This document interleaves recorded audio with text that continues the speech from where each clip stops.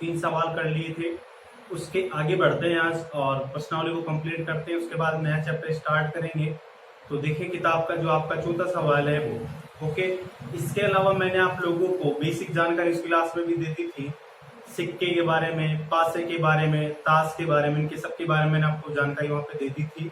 साथ में प्रायिकता निकालने का जो फॉर्मूला है वो भी मैंने आपको बताया था। क्या होता है आपका अनुकूल स्थितियां अनुकूल परिणाम बटा कुल स्थितियां या कुल परिणाम। साथ में ये कहा था मैंने आप लोगों को कि कुल स्थितियों को क्या कहा जाता है, विशेष स्थितियां भी कहा जा सकता है। और साथ में ये कहा था जो प्रायिकता की सीमा होती है कहां से कहां तक होती है, 1 से लेकर 0 तक होती है।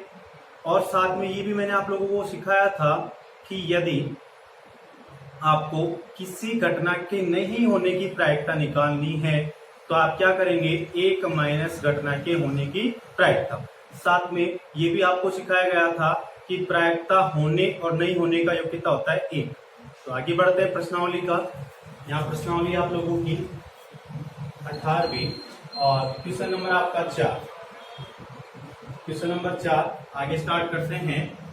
क्वेश्चन नंबर 4 आप लोगों का, एक सिक्के के लगातार 3 उछालों में, ध्यान से सुनना, एक सिक्के के लगातार 3 उछालों में एकांतरित चित्त या पट आने की प्रायिकता ज्ञात कीजिए। सवाल बोर्ड पे लिख देता हूं मैं, वैसे लिखने की आवश्यकता नहीं है, सभी लोगों के पास बुक है, फिर भी मैं लिख देता हूं।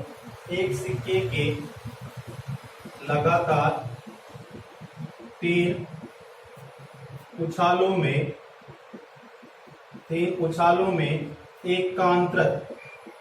एकांतरित चित्त या पट आने की प्रायिकता ज्ञात कीजिए। मैंने आपको जो पिछले 3 सवाल आपको करवाए थे वो लैंग्वेज के साथ में मैंने आप लोगों को करवाए थे, इसको भी हमारे को लैंग्वेज के साथ में ही करना है। तो देखिए ना किस तरीके से सॉल्व करेंगे इसको। देखो सबसे पहले तो एक सिक्का है, उसको कितनी बार, लगातार 3 बार आप उछाल रहे हैं, टोटल परिणाम कितना आने वाला है, 8। लिखेंगे सिक्के को लगातार उछालने पर परिणाम कितना आएगा, 8 आएंगे। 8 कौन कौन से होंगे आपके, बनाना सिखा दिया था, H H H H H T H T H और T H H, फिर T T T T T H T H T और यहाँ पे H T T। T का मतलब टैल होता है जो आपका पट होता है, और H का मतलब हेड होता है जो आपका क्या होता है, चित्त होता है आप लोगों का। टैल यानी पट, हेड यानी आपका चित्त। इसके बाद में सवाल लिखा है उछालों में एकांतरित, ये थोड़ा सा ध्यान से देखने वाली बात है। एकांतरित चित्त या पट यानी एक के अंतर के बाद, जैसे मान लो अगर पहले आपका क्या आ गया, चित्त आ गया, फिर पट आना चाहिए, फिर चित्त, या फिर पहले चित्त आ गया तो फिर पट आना चाहिए, फिर क्या आना चाहिए, चित्त। ओके, एक के अंतर के बाद एक। तो यहां पे चेक करते हैं कुछ इस तरीके से कौन कौन सी संभावित परिणाम बन रहे हैं। तो लिखूंगा मैं यहां पे एकांतरित चित्त या पट आने के अनुकूल, या संभावित भी आप कह सकते हैं, अनुकूल परिणाम। देखो इनमें से देखते हैं कौन कौन से, जरा बताओ। यहाँ पे ये होगा क्या, नहीं होगा। ये होगा क्या, ये भी नहीं होगा। हाँ देखो यहाँ पे क्या आपका चित्त पट चित्त, ये होगा आपका। इसके बाद में ये होगा क्या, नहीं होगा। ये होगा क्या, नहीं होगा। ये होगा क्या, नहीं होगा। और ये होगा क्या, हाँ देखो क्या है आपका, टेल हेड टेल, एक का अंतर है ना। क्या ये होगा क्या, नहीं होगा। तो देखो कितनी स्थितियां बन गई आप लोगों के सामने, 2। क्या क्या बन गई, H T H और T H T। ठीक है, आगे बढ़ते हैं अब। एकांतरित चित या पट आने की प्रायिकता। अब देखो वैसे सूत्र मैंने आप लोगों को लिखा दिया, फिर भी मैं लिख देता हूं। अनुकूल परिणाम बटा कुल परिणाम कितना आएगा जरा बताओ। अनुकूल तो कितना है आप लोगों का 2, कुल कितना है आपका 8, कट जाएगा कितना गया 1/4। ये क्या होगा आप लोगों का आंसर। ठीक है, एकांतरित का मतलब समझ लेना आप लोग, एक का अंतर होना चाहिए। यदि पहले आपका चित आ गया तो फिर पट चित, एक का अंतर है ना। देखो यहां दोनों के बीच एक का अंतर है या नहीं है, या यहां भी इन दोनों के बीच एक का अंतर है या नहीं है। अगर पहले क्या आ रहा है आपका चित आ रहा है तो फिर क्या आना चाहिए आप लोगों का पट आना चाहिए फिर चित, या फिर पहले अगर पट आ गया तो फिर क्या आना चाहिए चित फिर पट। ठीक है, उतार ले फटाफट से आप लोग, आगे बढ़ते हैं। फिर एक अलीफ वर्ष में केवल 52 रविवार आने की प्रायिकता ज्ञात कीजिए। सवाल मैं बोर्ड पे लिख दे रहा हूं। क्वेश्चन नंबर 5, ये क्या कह रहा है आप लोगों से, एक अलीफ वर्ष में 52 रविवार आने की प्रायिकता क्या है। ठीक है, ये आपकी पाठ्य पुस्तक का सवाल है। और ये क्या कह रहा है आप लोगों को, एक अलीफ वर्ष में 52 रविवार आने की प्रायिकता क्या है। तो सॉल्व कर रहे हैं, सॉल्व। चूंकि आप क्या जानते हो, एक अलीफ वर्ष में 365 दिन या 52 सप्ताह पूर्ण तथा एक दिन शेष रहता है, ऐसा आप जानते हो ना। ठीक है, अब आगे बढ़ते सवाल क्या कह रहा है, एक अलीफ वर्ष में केवल कितने रविवार आने चाहिए, 52। कितने आने चाहिए, 52। तो यानी आपके सामने 52 सप्ताह पहले से ही है, तो 52 रविवार तो यही पूरे हो गए ना। तो एक दिन जो शेष बच रहा है, इस एक दिन में क्या क्या हो सकता है, सोमवार भी हो सकता है, मंगलवार भी हो सकता है, बुधवार भी, गुरुवार भी, शुक्रवार भी, शनिवार भी और रविवार भी। लेकिन अगर मैंने इस एक दिन जो शेष रह रहा है इसमें रविवार ले लिया तो रविवार कितने हो जाएंगे, टोटल आपके 53। यानी मुझे 53 रविवार तो लाने ही नहीं है, लाने कितने हैं, 52। यानी मुझे एक दिन जो शेष बच रहा है उसमें रविवार नहीं होने की प्रायिकता ज्ञात करनी है। ठीक है, तो यहां लिख रहा हूं मैं, एक दिन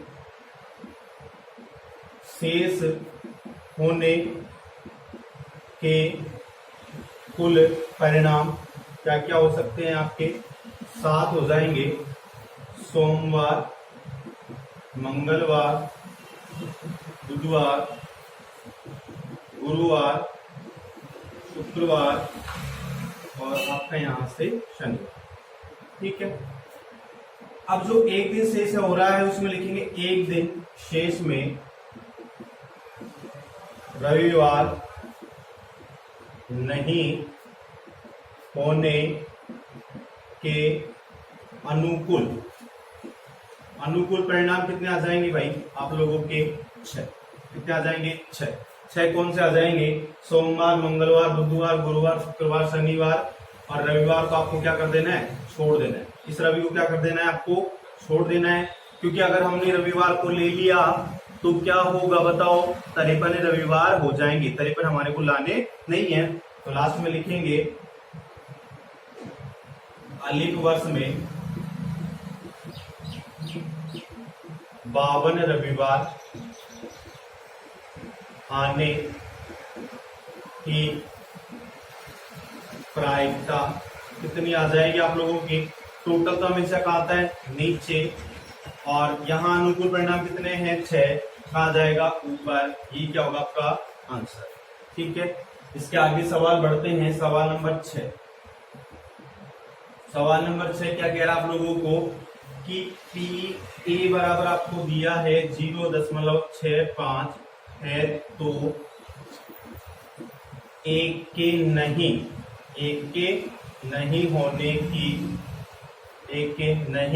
होने की प्रायिकता क्या है। ओके, यही आपका सवाल है। मैंने आप लोगों को कहा था कि प्रायिकता होने और नहीं होने का योग कितना होता है, एक। और सूत्र में मैंने आप लोगों को लिखाया था, चूंकि P A plus P A के ऊपर बार बराबर कितना होता है, एक। मान रखेंगे 0.65 प्लस पी कोष्टक ए के ऊपर बार बराबर एक। यहां से ये बता रहा है कि ए के नहीं होने की बात हो रही है, तो आप याद करने वाले हैं पी ए के ऊपर बार बराबर एक माइनस 0.65।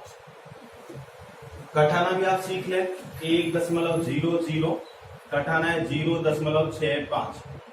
अब यहां से तो घटना नहीं है, आपको पता है, तो क्या लूंगा मैं यहां से 10 में से 5 गया तो 5, 9 में से 6 गया तो 3, या कितना है 0, 0 में से 0 गया तो 0। लो जी, कितना गया 0.35। ठीक है, गया आप लोगों का आंसर। ठीक है, फटाफट से उतारें, आगे बढ़ते हैं फिर। हाँ जी स्टूडेंट, अब देखो आपके सामने एक सवाल बनेगा, अधिक से अधिक और कम से कम, ये दो कंडीशन वाला आपके सामने सवाल बनेगा। और आप इसको किस तरीके से सीखेंगे, बहुत आसान तरीके से सिखाने की कोशिश करूंगा मैं आप लोगों को। अभी देखो, इस लॉकडाउन में शादी विवाह आप लोग जा नहीं पाए होंगे, मैं समझ सकता हूँ, शादियां एंजॉय नहीं की होगी, तो माइंड में बहुत सारी बातें चल रही होगी। तो शादी विवाह को लेकर बात कर रहे हैं आप यहाँ पे, दो कंडीशन है, अधिक से अधिक और कम से कम। अब क्या सोच रहे हैं आप, इस लॉकडाउन में किसी शादी में जाने का मौका मिला तो सब्जी, क्या सब्जी तो ज्यादा से ज्यादा कितना, एक दोना, अधिक से अधिक एक दोना। और अगर तीखी हुई तो एक दोना भी नहीं, क्या बोला, अधिक से अधिक कितना, एक। और तीखी हुई तो एक भी नहीं, यानी अधिक से अधिक वाले केस में क्या देखना है आप लोगों को, जो संख्या आपको दे रखी है वो और उससे कम। ठीक है, फिर कम से कम में क्या, लो जी आपके फेवरेट की बात कर लेते हैं, रसगुल्ले। अब कुछ का टारगेट रहता है कि मेरे है ना कम से कम कितने, 10 रसगुल्ले। भाई मैं बॉन्डिंग तभी मानूंगा अपनी जब कम से कम कितने, 10। और 10 से भी ज्यादा अगर देखो स्पंजी हो, थोड़े से अच्छी क्वालिटी के हो, तो 10 से ज्यादा भी मैं खा सकता हूं। तो यहाँ क्या हुआ, 10 रसगुल्ले तो कम से कम खाएगा, उससे ज्यादा भी खा सकता है। तो यहाँ आपने क्या सीखा, कम से कम वाले केस में क्या होगा, जो संख्या आपको दी रखी है वो और उससे बड़ी। यहाँ पे नाम देखो कम से कम है, तो आप कम से कम मत देख लेना, आपको क्या देखना है, अधिक। यहाँ अधिक है, अधिक से अधिक, तो यहाँ क्या देखना है, जो संख्या आपको दे रखी है उससे कम। क्लियर हो गया, अधिक से अधिक और कम से कम वाला केस समझ में आ गया होगा आप लोगों को, उम्मीद करता हूं मैं। चलो तो फिर आगे बढ़ते हैं सवाल को लेकर। सवाल है आप लोगों का,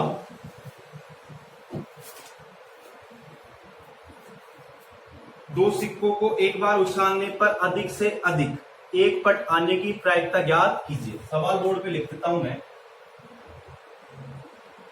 दो सिक्कों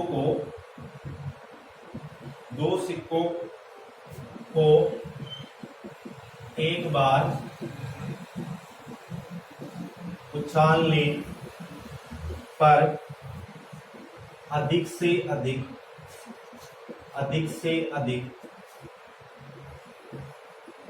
एक पट आने की प्रायिकता ज्ञात कीजिए। ठीक है, अब यहां पे हम आगे बढ़ते हैं। सबसे पहले लिखेंगे दो सिक्कों को एक बार उछालने पर कुल परिणाम कितने आ जाएंगे भाई आप लोगों के? 4। कितने आ जाएंगे? 4। और कौन कौन से होंगे वो आपके? HH, HT, TH और TT। ठीक है। उसके बाद में सवाल ने कहा है आगे, अधिक से अधिक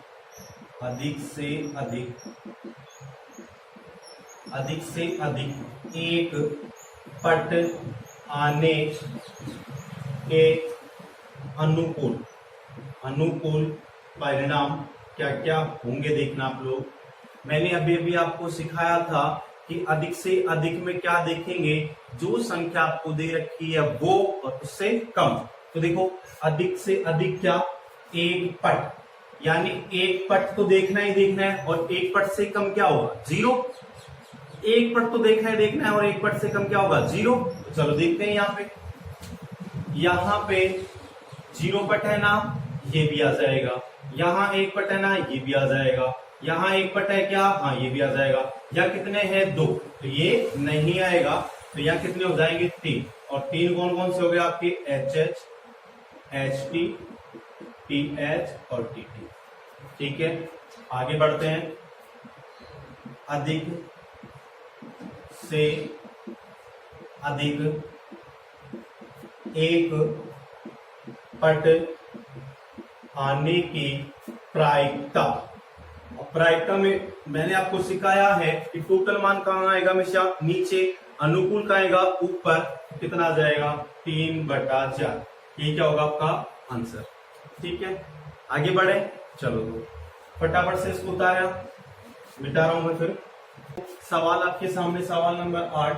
एक पासे को 2 बार उछाला जाता है तो इसकी क्या प्रायिकता है कि संख्याओं का योग 9 हो और कितना हो? 13 हो।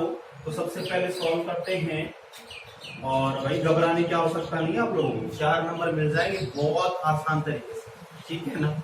तो यहां लिखता हूं मैं, एक पासे को 2 बार उछालने पर कुल परिणाम कितने आएंगे जरा बताओ आप लोग? 36। कितने आएंगे? 36। और 36 में कौन कौन से होंगे जरा बताओ?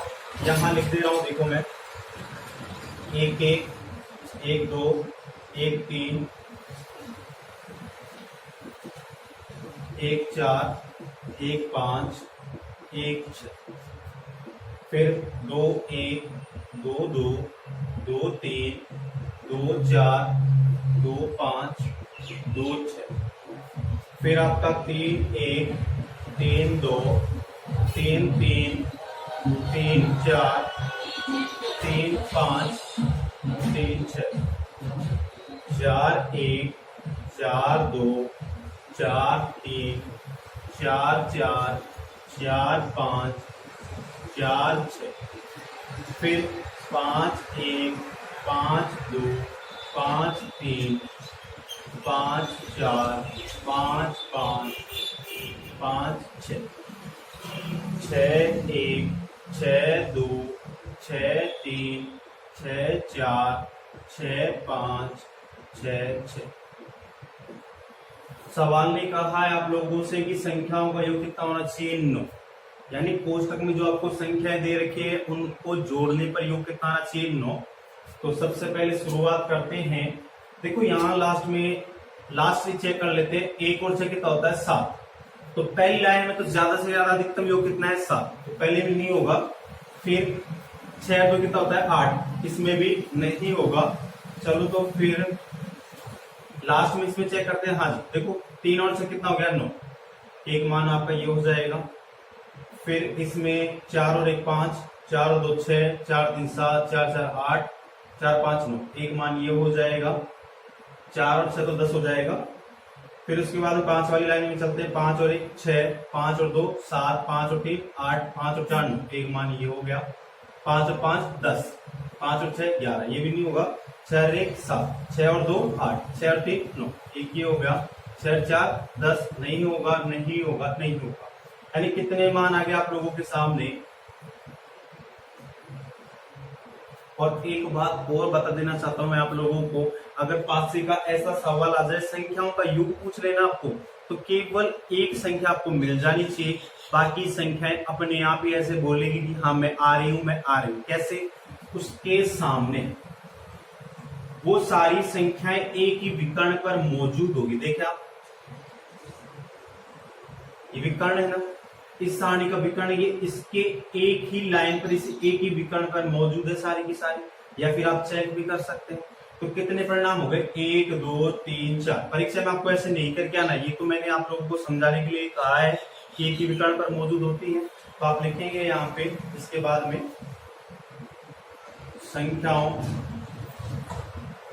संख्याओं का योग 9 होने के अनुकूल परिणाम कितने हैं? 4। कितने हैं? 4। कौन कौन से हैं? 3 6, फिर इसके बाद में 4 5, इसके बाद में है आपका 5 4, और इसके बाद में 6 3। लास्ट में लिखेंगे आप संख्याओं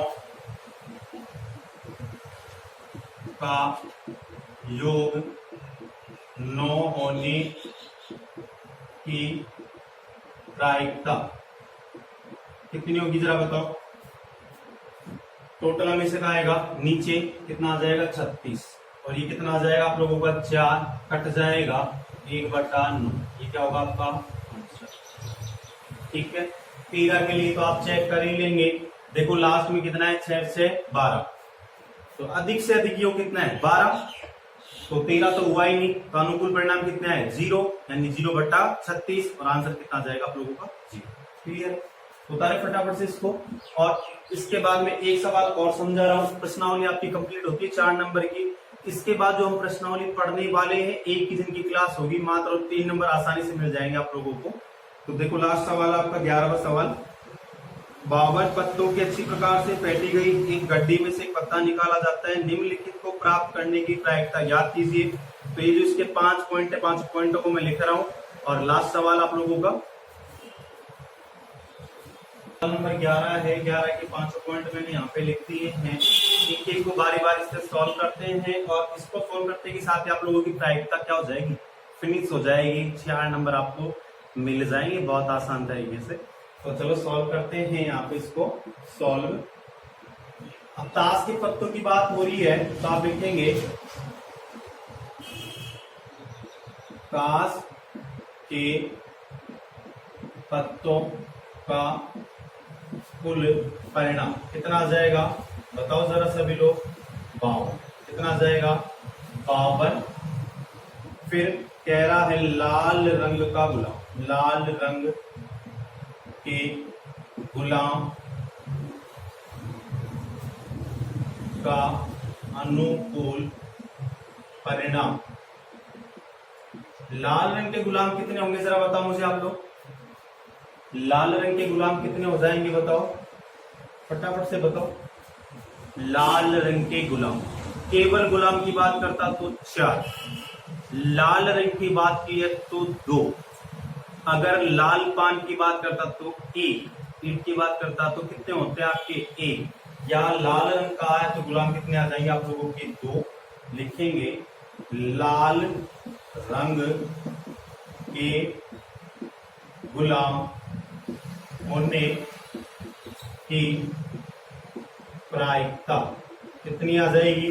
टोटल में से कहता है नीचे, अनुकूल का आता है ऊपर, कट जाएगा क्या? 2 एकम का 2, तो ये कितना आ जाएगा आप लोगों का? 26। क्या जाएगा आप लोगों का आंसर। ठीक, यहाँ भी ऐसा ही होगा। कुल परिणाम कितना हो गया आप लोगों का? कुल परिणाम जल्दी से बताओ फटाफट से।